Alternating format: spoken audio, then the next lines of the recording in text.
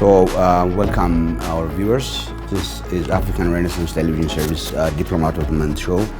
Today we have the distinct pleasure of having a time with His Excellency Ambassador Remy Maresho, Ambassador Extraordinary and Plenipotentiary for Ethiopia and the African Union.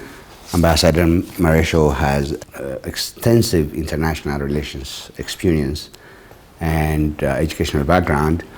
He has been appointed in Somalia, being a resident in Nairobi, as Ambassador Plenipotentiary and Extraordinary for France, as well in Kenya and in Djibouti. And before he became Ethiopia's French envoy to Ethiopia, he has been a high-ranking official at the French Foreign Ministry. So thank you so much, Ambassador, for agreeing to give us this time. Ethiopia and France are celebrating 125 years of diplomatic relations the whole year through. So could you give us historical perspectives about Franco-Ethiopian relations and what are the current situations and future trends in terms of expanding this relationship? Thank you. Yes, Thank you very much. This relation is unique because Ethiopia was the first African country with which we established diplomatic relation, meaning that we recognized 125 years ago that Ethiopia was an independent and sovereign country. So that's unique on the continent, and this relation started as a relation of neighbors, as France was present in Djibouti for more than a century. We've been neighbors, but one other aspect of this relation is that the cultural dimension of it have always been very important. That before establishing diplomatic relation, we had, I would say, human and scientific relation with French researchers and linguists visiting Ethiopia, publishing the first Amarinya dictionary, French Amarinya, also the first grammar, and so we continue in our relation to have a very important cultural focus.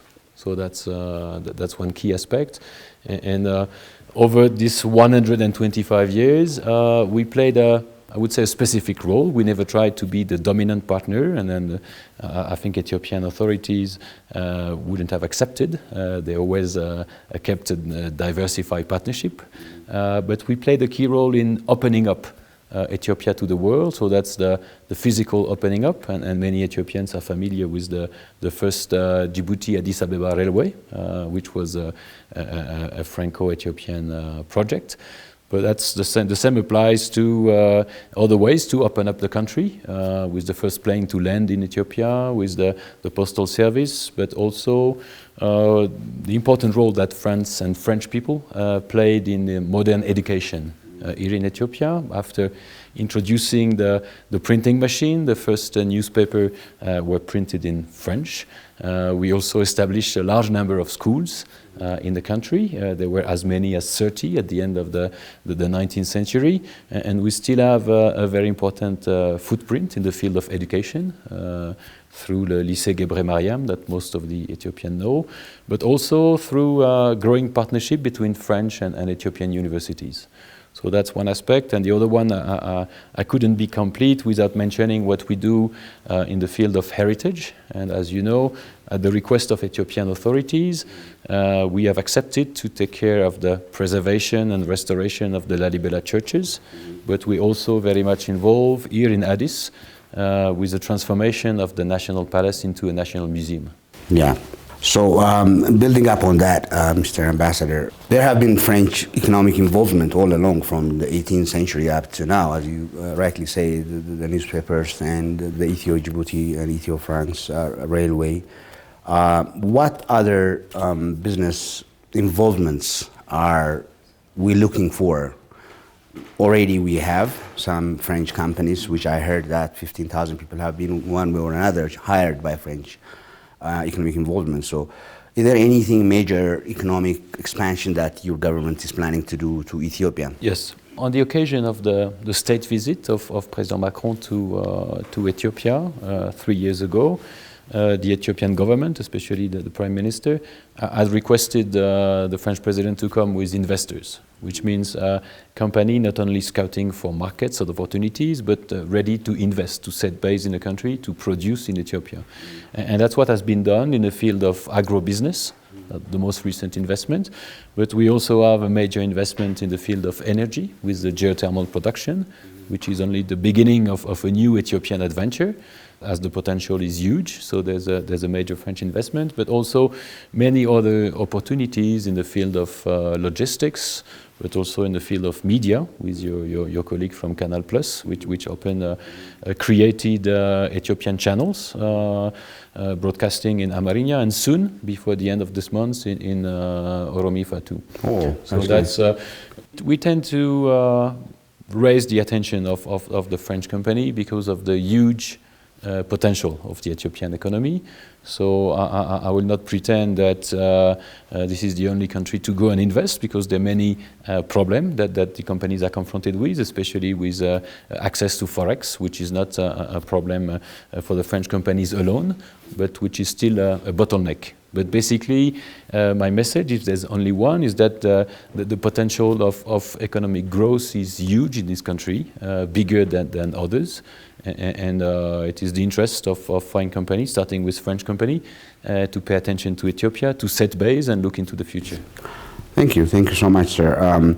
So in a different area, well, it may probably have something to do with economic involvement. As you say, the National Palace renovation is being taken care of by the French government. So is the Lalibela. So how do you assess the overall security situation, especially in Lalibela, for instance, all over the country, for that matter? Do you think we have a feasible plan for the National Palace and the Lalibela to be completed in any time soon, Yes. Or have any time frame for that? Yes, so the implementation of this project have been struck or affected by both the COVID crisis, but also the security crisis, the war in the north of the country, which delayed some expert mission, which also reduced the number of companies ready to answer the bid for the construction. But for the National Palace, the civil work will start in May. We'll have a first partial inauguration before the end of the year, and all the project will be completed in 2023. Cool. For Lalibela, the question is a bit more complex, because Lalibela is part of the World Heritage Site. Mm-hmm. So major work cannot be done without the approval of UNESCO. Oh. But we have already conducted a lot of scientific researches on the rocks, on the state of the churches. So we proposed the Ethiopian authority a permanent solution to replace the existing shelters by something lighter, more aesthetical, more accepted by the local community. And our goal is to to provide a sustainable and lasting solution for the preservation of the churches, and to complete the work of restoration which has started.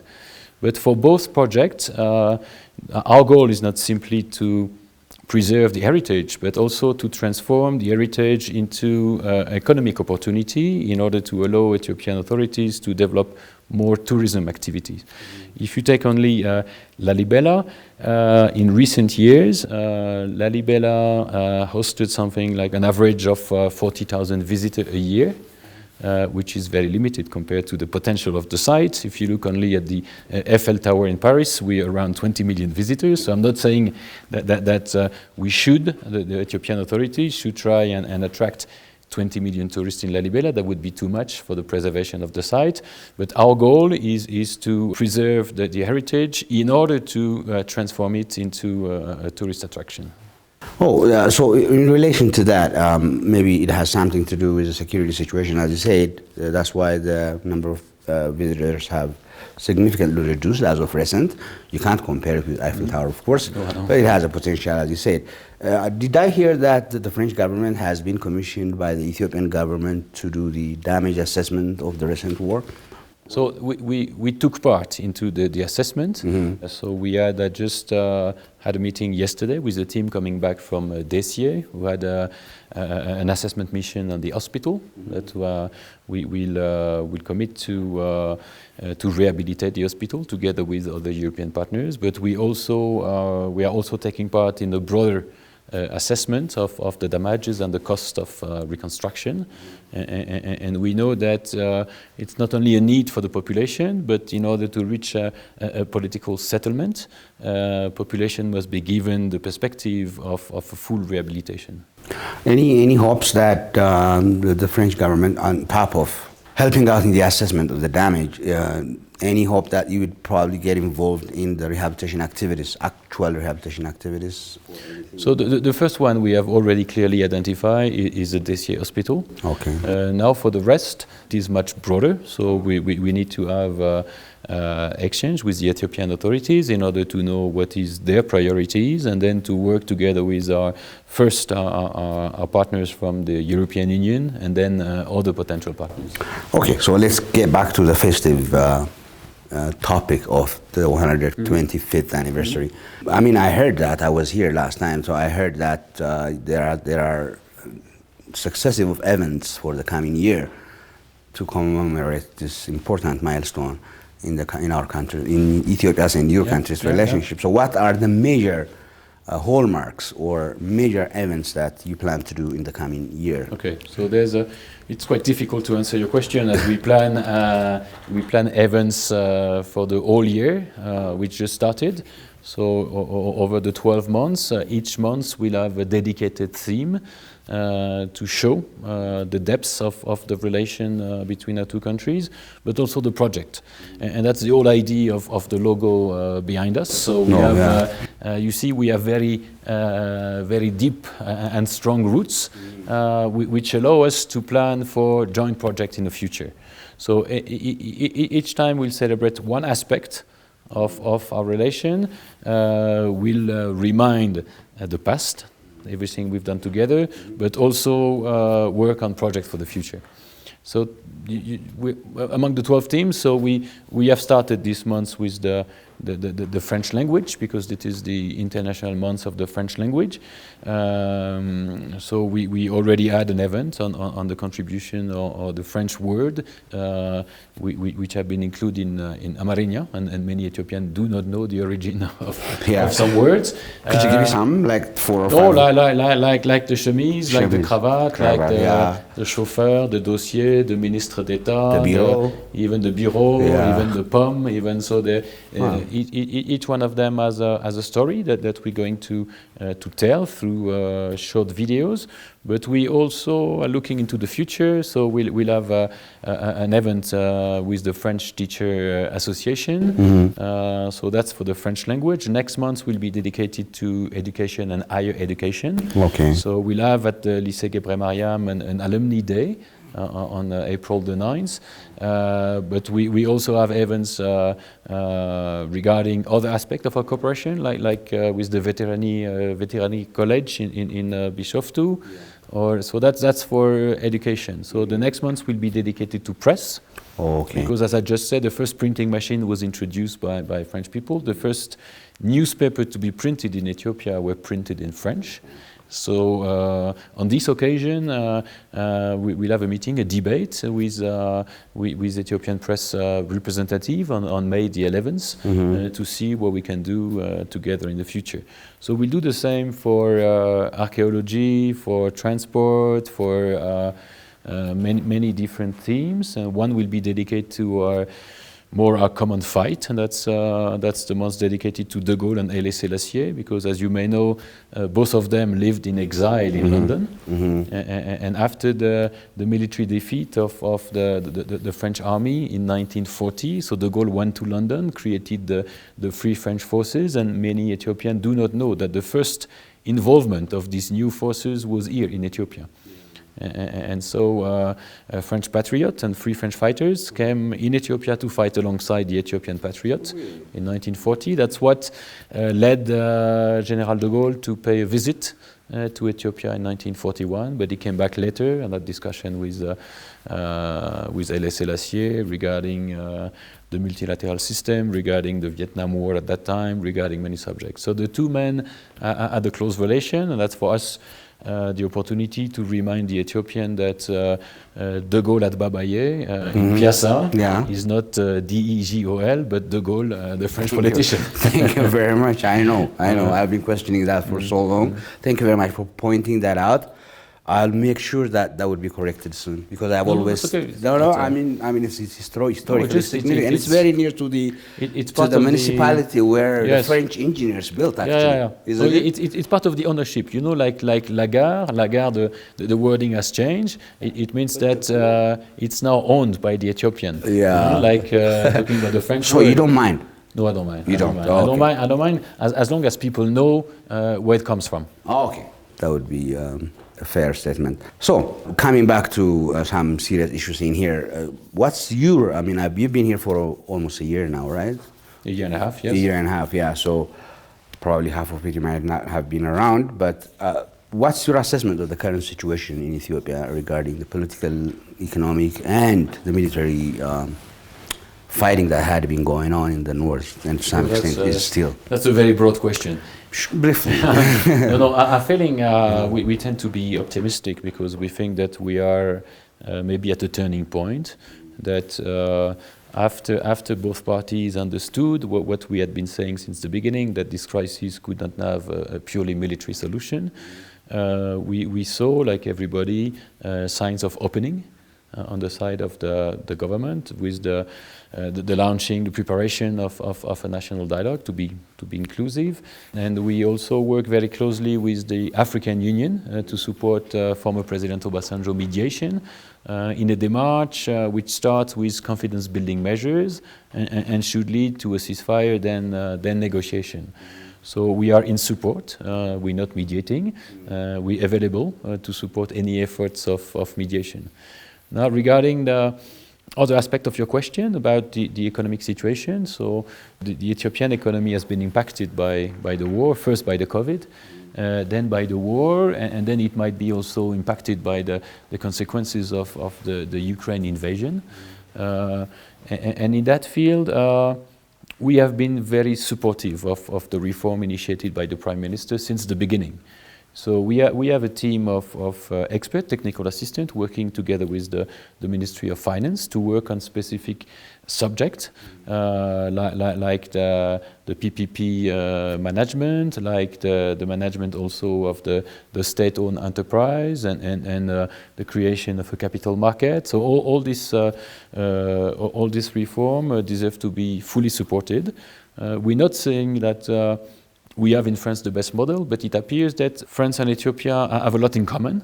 We had in the past a very large public sector with state-owned enterprise, so we have the experience of the best possible management of state-owned enterprise by the government, so that's expertise we are pleased to share, and we continue to support this. The very last point I want to make is regarding the reaction to COVID.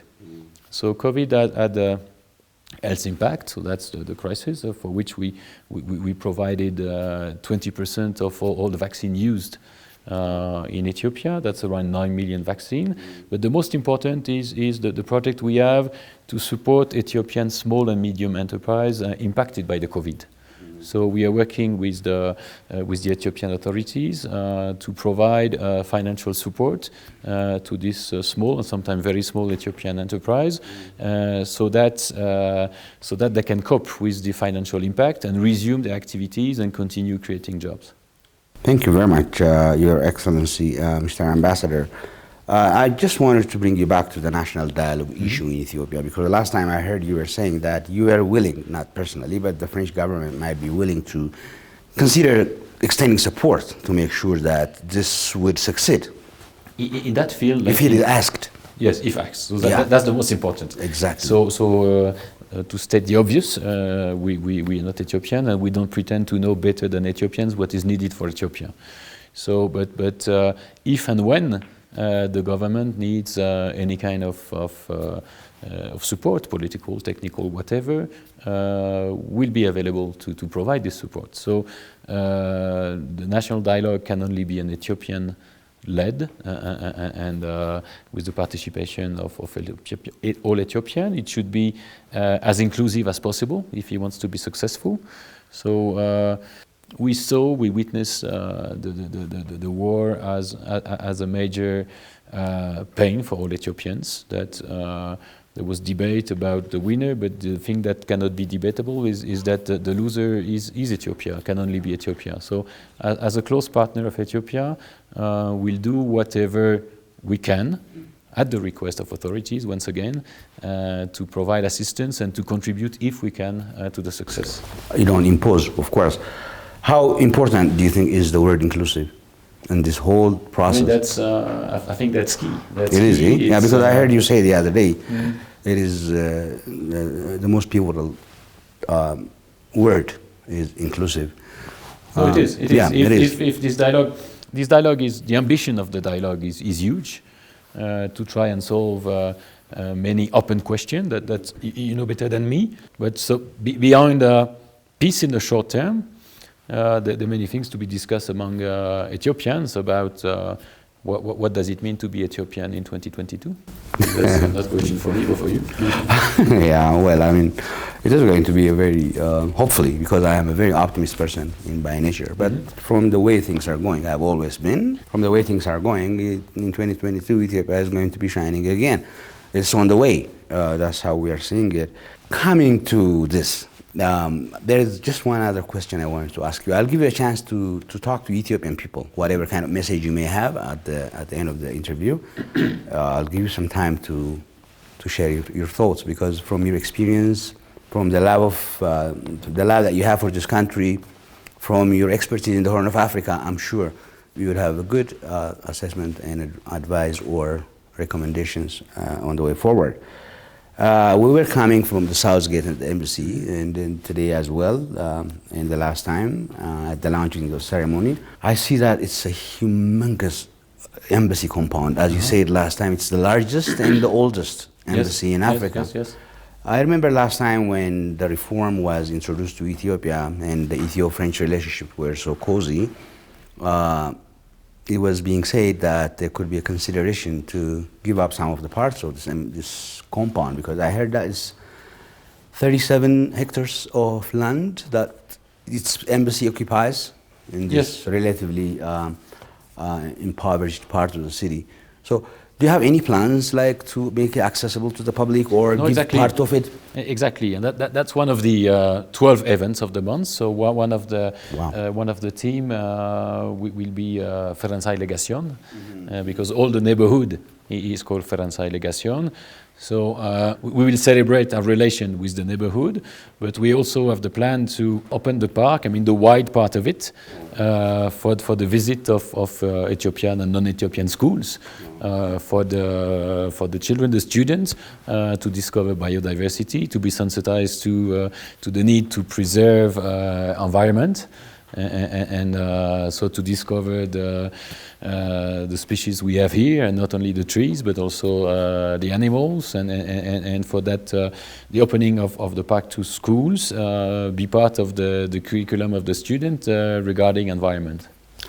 Okay, thank you very much, sir. Thank you. I'm very happy to hear that.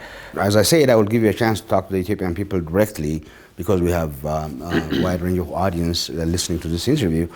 That being as it is, I just wanted to ask one final question. The last time I was here, I'm sure you'll be honest with me. The last time I was here, I was looking at the diplomats, including you and the military attaché with the white military uniform and stuff like that. And I was wondering how peaceful it is here in the embassy and outside.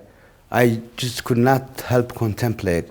Only 2 months ago, the entire Western embassies have been saying that the city is going to completely turn into catastrophe. I remember the French school, the Alliance, they gathered the students in the hall, and they told them, I have an evidence for that, the city is going to be on fire.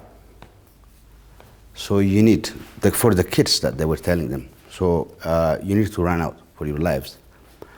It was a completely chaotic situation whereby all embassies, including the French, evacuated the city. Now, when you see the situation in retrospect, do you regret that? Was that too overblown? Was that a little bit extremely alarmist? Was there any reason for that? Or after the situation has passed, nothing happened, as you would agree with me. Do you regret that decision, at least by the French? Okay, so two things before coming to your last question, just to correct a bit what you said regarding first the school. The school, the Lycée Gebre Mariam, is also unique because it's an Ethio-French school. So this school was created at the request of Haile Selassie to teach in priority to Ethiopian students. So we have a bilateral agreement by which 70% of the students must be Ethiopian. So it's not a school for children of expatriates, it's first a school for Ethiopian. And so the school remained open for the Ethiopian students because they follow both the French and Ethiopian curriculum. So they continue to come to the school, and most of the Ethiopian teachers were still there. For the French teachers who were sent back to France, they continue to teach through video link, and so the school remained open. As for the embassy, we have not downsized the embassy. The embassy remained full-fledged. Now, for the French community, we strongly advise the French community to leave the country. That's true. Because we adjust everybody at the memory of what happened just before in Kabul, and you might have images of this huge mess at the airport and so on. Is there any comparison between the two? No, the only comparison is that we have the responsibility of the safety of the French citizen. So the things that we were able to do in Kabul, like sending military plane, taking control of the plane, organizing the departure, that we knew would not be able here because the Ethiopian authorities would have never allowed some foreign forces to come and take control of the airport, have their own military plane, and so we knew that the situation was different, that we couldn't wait for a potential crisis or chaos to reach Addis, that we had to anticipate. But you were wrong, weren't you? No, we were wrong in a way that the chaos did not happen, which is a very good news. Yes, very good. But we have, being responsible of the French community, we have to I understand that, but when you see in retrospect, do you know? If the Ethiopian authorities had told us, in case of need, we will allow French military plane to come land and take care of the French citizen, we could have waited. But we knew the Ethiopian authority would not allow this, so we had to anticipate, to take precautionary measures and so on. But we are not. The embassy has no authority on the French community, so we cannot order people to leave.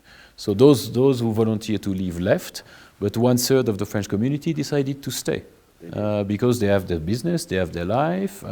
And they read the situation differently than the French government, I guess. No, it's true. It's not it's because true. it's their business. It's true.